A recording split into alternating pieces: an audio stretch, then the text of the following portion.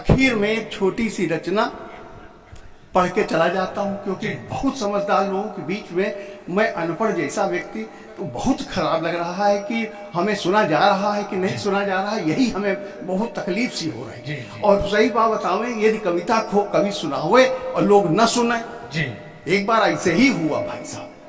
कहने के क्या, कहने एक कवि को कुछ फांसी की सजा देनी थी, तो बोले कहने का फांसी की सजा दे दो, समझे आदरणीय। तो बोले कहने नहीं, मंत्री जी बोले नहीं नहीं नहीं, इसको फांसी से बड़ी सजा मिलनी चाहिए। वाह। कहने कौन सी फांसी की सजा, कहने ये कवि है, इसको बड़ी सजा इसलिए मिलेगी क्योंकि ये कवि है, इसको बड़ी सजा मिल सकती है। तो मंत्री से पूछा आप क्या सजा देना चाहते हैं? कहने इससे कहो कि ये 10 आदमियों के बीच कविता पढ़े जो ना समझे लोग,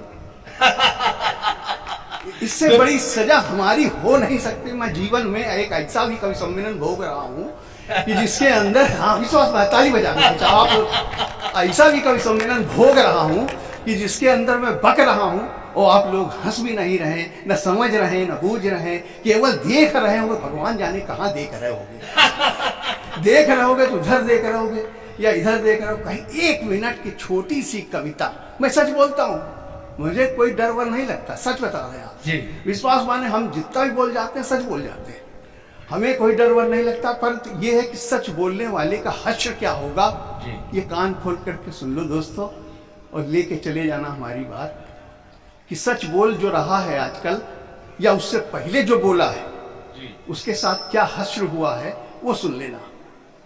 बहुत बड़े प्रबुद्ध लोग बैठे हुए, इसलिए कह रहा हूं आज तक सारे आ गए, सुनेगा। उसे मारा गया, उसे पीटा गया, नंगे बदन सड़कों पर घसीटा गया, पर उसने अंधकार को अंधकार ही कहा, सच बोला।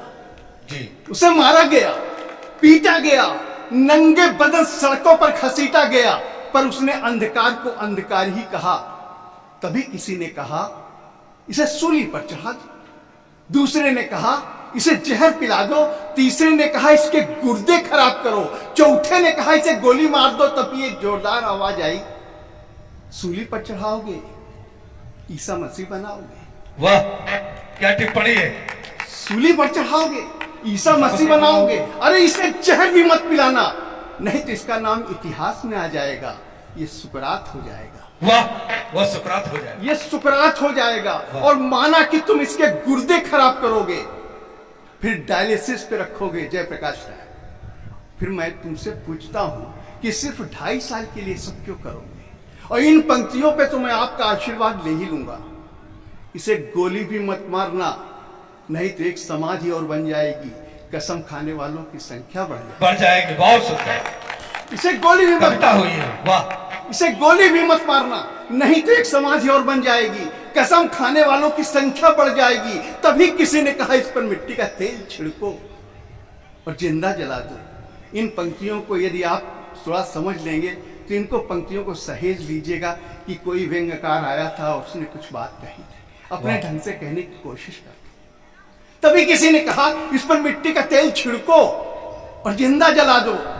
दूसरे ने कहा ये सब करना बेकार है, क्योंकि इस तरह से तो हमारी देश की बहुओं को जलने का अधिकार है। वाह, क्या टिप्पणी। क्यों? इसी तरह से तो हमारी देश की बहुओं को जलने का अधिकार है। और फिर ये सच ओढ़ता है। मंत्री जी सुन लीजिएगा, ये पंक्तियां आपको समर्पित करता। तभी किसी ने कहा इस पर मिट्टी का तेल छिड़को और जिंदा जला दो। दूसरे ने कहा सब करना बेकार है, क्योंकि इस तरह से तो हमारी देश की बहुओं को जलने का अधिकार है। और फिर ये सच बोलता है, सच ओढ़ता है, सच बिछाता है, इसे खुला छोड़ दो, अपने आप समझ जाएगा। ये हिंदुस्तान है प्यारे, ये भूखों मर जाएगा। ये भूखों मर जाएगा।